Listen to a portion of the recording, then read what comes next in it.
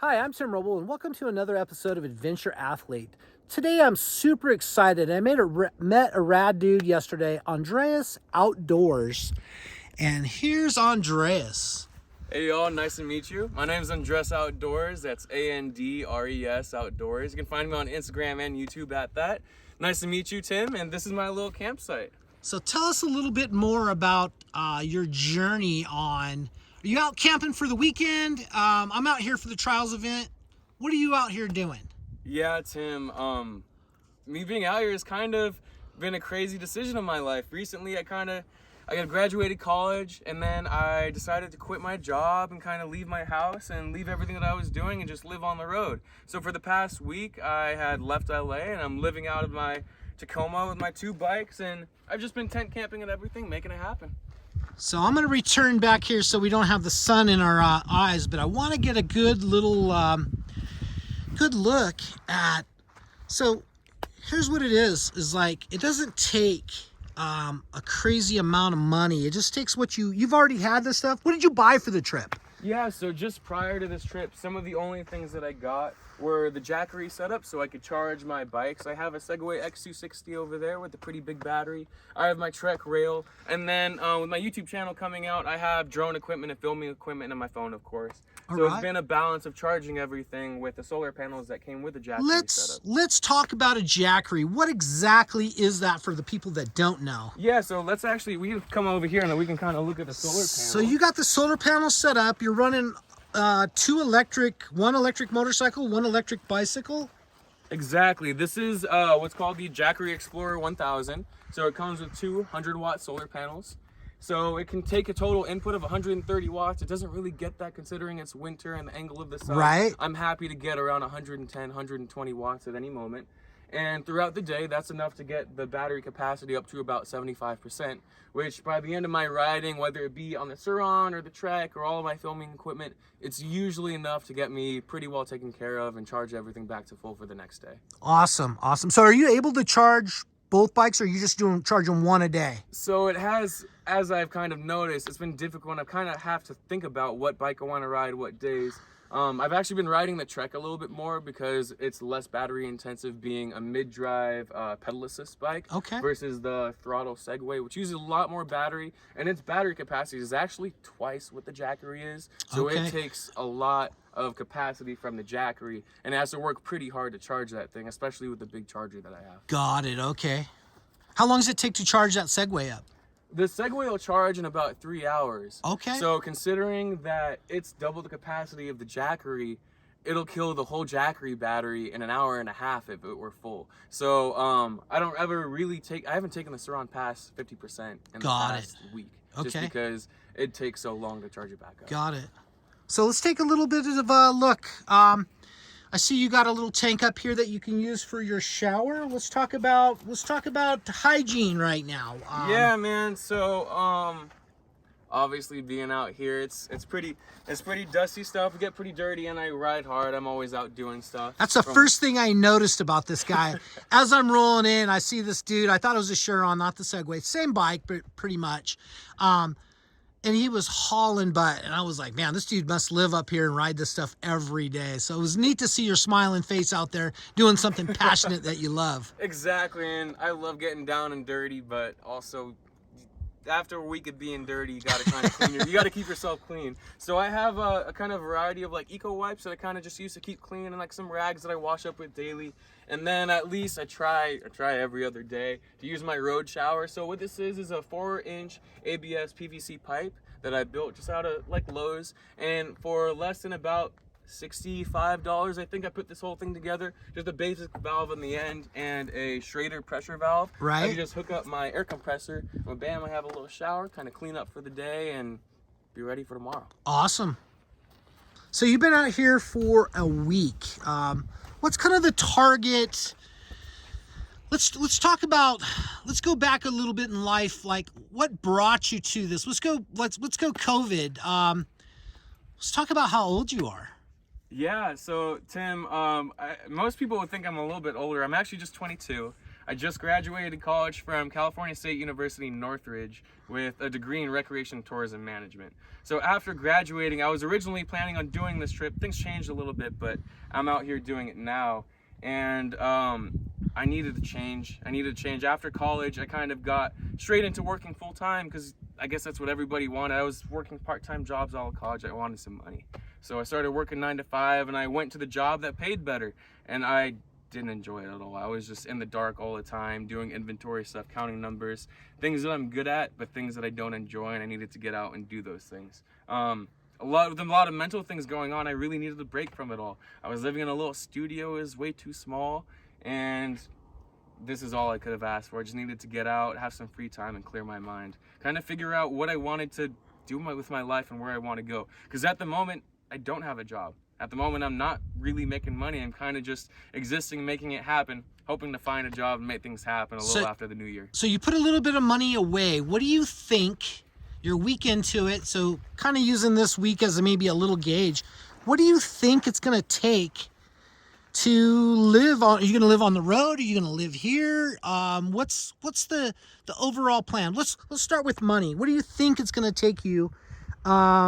Food, gas, water, things that you need to live. So base expenses is going to come down to a truck and gas. So it's about $400 a month for the truck, and then gas. I'd say probably $100 every 2 weeks if I'm driving a lot. If I'm not driving a lot, that cost will be a lot less. But $100 every 2 weeks is fine, and then another $100 for food and water will take care of it. Because I eat pretty simple. I have a bunch of ramens packed up. I go camping a lot anyway, so I had a lot of things stocked. And then as far as water goes, I've been buying my drinking water. I do have to actually figure out a better water situation. I have a little Life water filter and a little Sawyer filter, but I don't always like to drink river water, so I've just been buying it. And then for filling up my tanks and then just kind of dishwasher water, I actually went to the local DIY car wash, and just for a few minutes I washed up my bikes because of course they were all dusty, cleaned up the truck a little bit, and then filled all my auxiliary tanks so I could keep everything clean. Oh, cool. So I see you have a really simple but yet more than you would carry on your back for a backpacker setup.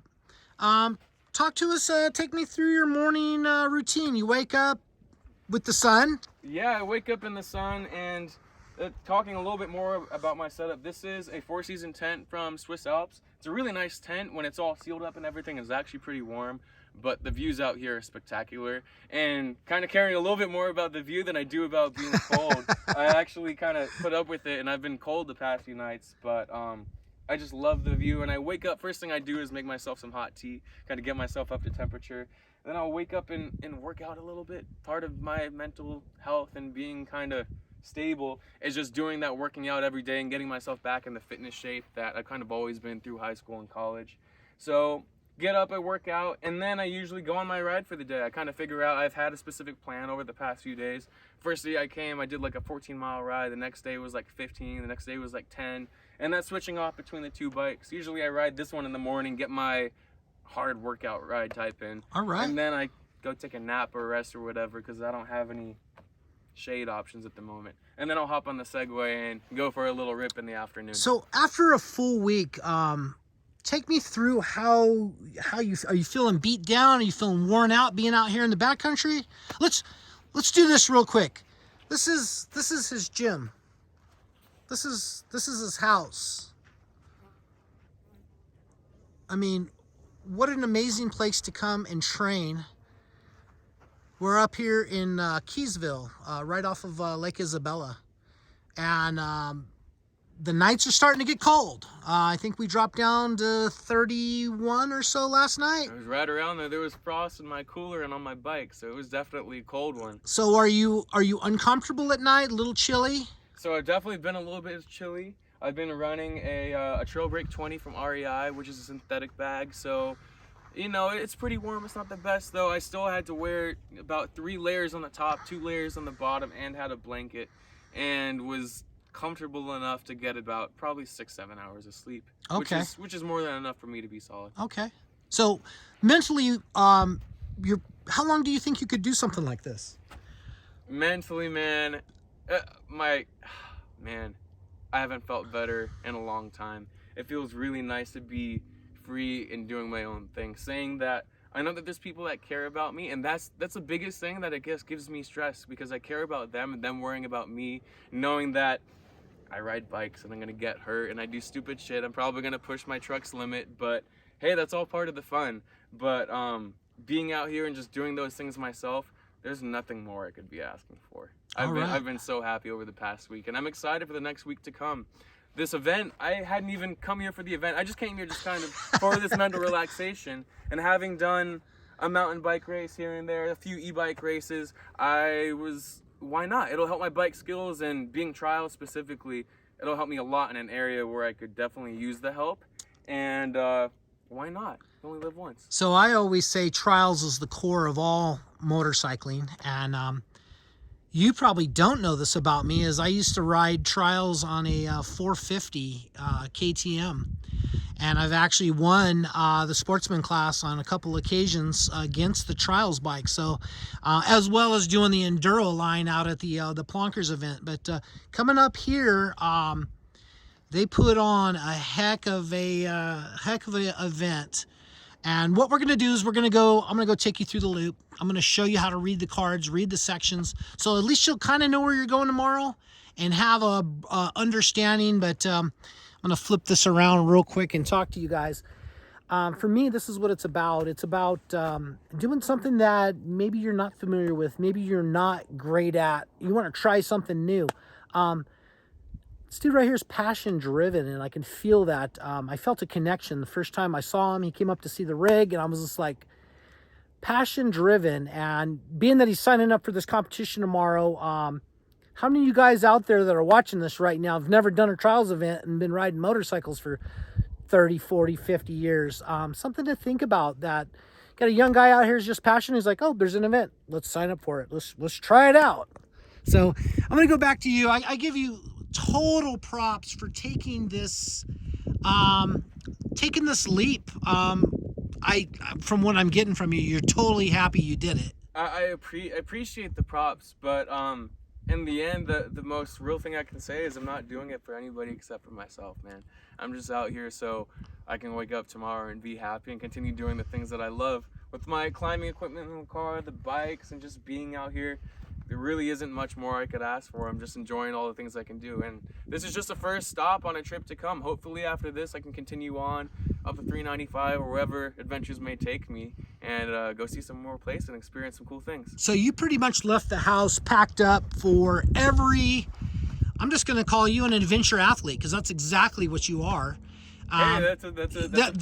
That's the whole thing. What adventure athlete was about is some person that just doesn't fit into one realm. I'm a rock climber. Hey, I got respect for rock climbers. I climb. You know, I love all of the different genres of outdoors, and it looks like you're doing the exact same thing. Exactly. From this, again, like you said, rock climbing to snowboarding to off-roading my two-wheel drive truck to the two bikes, man. It's everything I could dream of. I really don't need any more, and I don't really want any more. I got everything sorted, and I'm just happy to be out here. This is about everything I could ask for. All right. Anything?